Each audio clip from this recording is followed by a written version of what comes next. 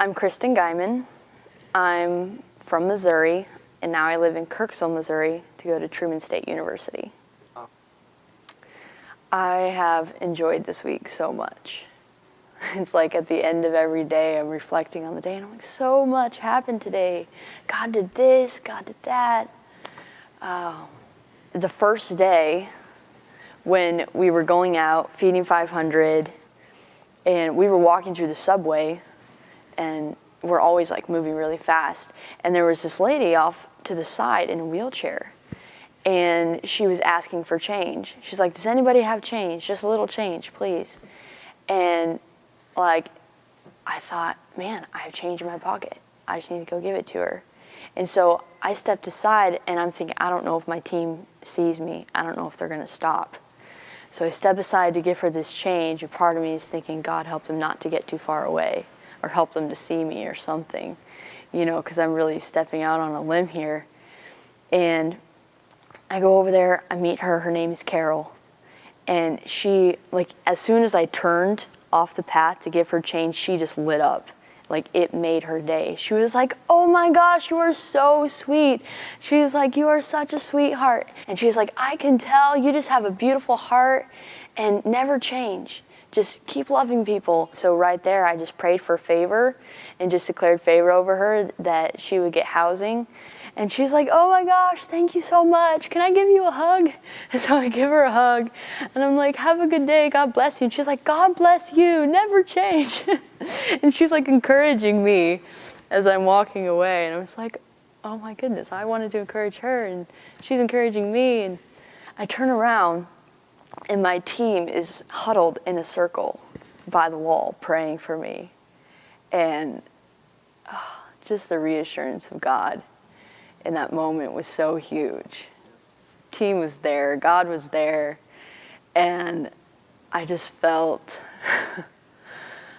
so relieved, so overwhelmed by God's goodness. Like, okay, like I can obey Jesus and he's gonna cover me.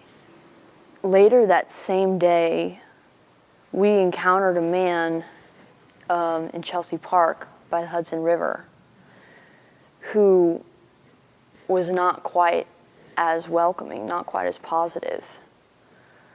But I think because of like the boost of faith that I had gotten, you know, from the small obediences earlier in the day, like I was even encouraged, like it's okay to approach every situation with faith and obedience and not fear, you know, no matter what the results are. And standing there, listening to this man talk about his story, the injustices that he suffered, the systematic racism that he's encountered, and even just the betrayal of family members, friends, people that he loved, hearing that and knowing God loves this man and he can't see it. It's not always going to be like Carol, where the person already knows the Lord, where the person is trusting God and seeing him work through the people he encounters. Even encountering this man who, you know, just shared his pain with us, shared his story with us.